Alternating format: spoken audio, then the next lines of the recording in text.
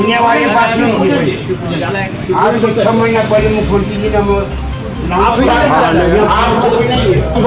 कोई गुस्सा है बताइए, भान घुटा दिए आपने 4 बार आपने फोन किए आपने बताया हो अपनी बात। क्या करेंगे बोलिए, सबको कुछ नहीं मिलना तो क्या पाला हमारी बात नहीं सुनो, हमारी बात नहीं। नमस्कार, मैं हूं वसीम अकरम। हाजिर हूं मैं इस वक्त की सबसे बड़ी खबर के साथ सीआईबी इंडिया न्यूज पर। इस खबर के प्रायोजक हैं Ujjwal model school, Gadipur Harkesh bypass, Kaptanganj, Azamgarh. अपने बच्चों के बेहतर भविष्य के लिए आज ही उनका एडमिशन उज्जवल मॉडल स्कूल में कराएं। गाजीपुर जिले के पंचायत सभागार में आपातकाल संत्रास संस्मरण दिवस एवं लोकतंत्र सेनानी सम्मान कार्यक्रम का आयोजन किया गया, जिसमें जिले के अनेक सेनानियों ने अपने समस्याओं से अवगत कराया।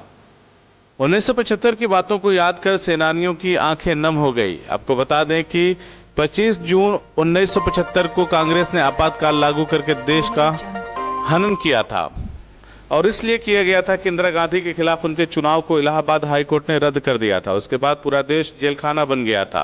इस सम्मान समारोह में सेनानियों ने अपनी अपनी समस्याओं से विस्तार पूर्वक बताते हुए सैदपुर के शिवपूजन गुप्ता की आंखों में आंसू आ गए। उन्होंने कहा कि वह लोकतंत्र सेनानी के साथ साथ भाजपा के जुझारू कार्यकर्ता हैं, परंतु पार्टी ही उनकी समस्याओं पर ध्यान नहीं दे रही है, ना ही उनका कदर करती है, जिससे वो बहुत ही आहत हैं। मुलायम सिंह यादव व सपा मुखिया पूर्व मुख्यमंत्री अखिलेश यादव का जिक्र करते हुए उन्होंने कहा कि इससे तो बेहतर सपा की सरकार थी, जिसमें उनको सम्मान दिया जाता था। हमारी समस्या है, हम जब जेल में गए इमरजेंसी लगी, हम लोग को सब लोग भूल गए थे। माननीय मुलायम सिंह ने हम लोग को याद किया, उन्होंने ही हम लोग को मैंने शुरुआत धनराज सम्मान राज दिया। बढ़ते बढ़ते मायावती आई तो उसको ख़त्म करना चाहिए, लेकिन बाद में फिर अखिलेश आए तो उसको मैंने शुरू किया। तो बढ़ाते बढ़ाते 15,000 कर दी, सब सुविधा, बस में सुविधा, एक सही यात्री साथ में यात्रा करते। लेकिन जो वर्तमान सरकार अपनी आई अपनी की खुद है, ये जो है एकदम भूलते चले गए। जब चुनाव आ गया तो हम लोग याद कर रहे हैं कितनी तकलीफ की बात होती। उनसे माने मिलता था, इनसे मांगने पर नहीं मिल रहा है। हमारे अगर मुख्यमंत्री जी 6 महीना पहले माने कहीं 5,000 रुपया देंगे, बढ़ा दिए ब्रिजेश पाठक ने, वो नहीं बढ़ाया। और नहीं तो कोई सुविधा हमारा जो 5 साल जो परिचय पत्र वो भी हम लोग जमा करा लिए, ताकि मैंने सम्मेलन होगा तो उसमें दिया जाएगा। आज तक हम लोगों को कोई मिला नहीं, इसलिए हम लोग मैंने आज सम्मान हुआ। हम सम्मान के भूखे नहीं थे, नमगम से भूखे, न माला के भूखे, लेकिन जो हम लोग साथ हुआ ये बहुत दुर्भाग्य। आशा है कि मैंने केदारनाथ सिंह जो विधान सदस्य, उन्होंने कहा कि हम जल्दी इस पर और संहिता बलवंत ने कहा कि हम इस पर विचार करेंगे। आशा है कि आप लोग का जो सम्मान राशि है वो लोकतंत्र का जो अधिकार है, जो स्वतंत्रता सेनानी का अधिकार है, कि से भी और प्रदेश से भी आपको दिया जाएगा। शिव कुमार गुप्ता की बातों को सुनकर कार्यक्रम में मुख्य अतिथि एमएलसी केदारनाथ सिंह और विधायिका संगीता बलवंत ने केदारनाथ गुप्ता को आश्वासन दिया कि उनकी बातों को विधानसभा में उठाया जाएगा।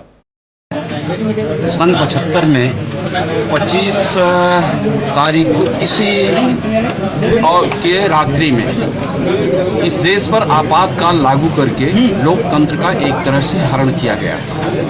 कांग्रेस ने आपातकाल केवल इसलिए लागू किया कि श्रीमती गांधी के खिलाफ इलाहाबाद उच्च न्यायालय ने एक निर्णय दे करके उनके चुनाव को निरस्त कर दिया गया था, और 21 महीने तक इस पूरे देश को, यहाँ के लोगों के मानवाधिकारों को सबको सस्पेंड करके और जैसे पूरे देश को जेल खाना बना दिया गया था, उसके खिलाफ जिन लोगों ने संघर्ष किया और संघर्ष करके लोकतंत्र का जो हरण हुआ था उससे निजात दिला करके इस देश को पुनः लोकतंत्र स्थापित करने का काम किया, ऐसे लोकतंत्र सेनानियों का पूरे देश में सम्मान आज हो रहा है।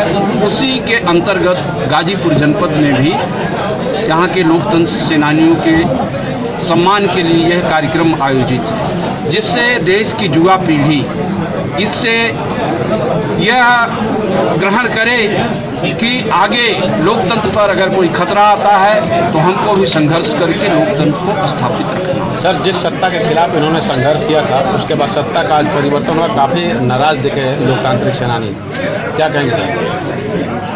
नहीं, लोकतंत्र सेनानियों की ये व्यक्तिगत कोई कठिनाई हो सकती है, उस पर तो हम लोग बात मुख्यमंत्री जी से भी किए हैं और करेंगे।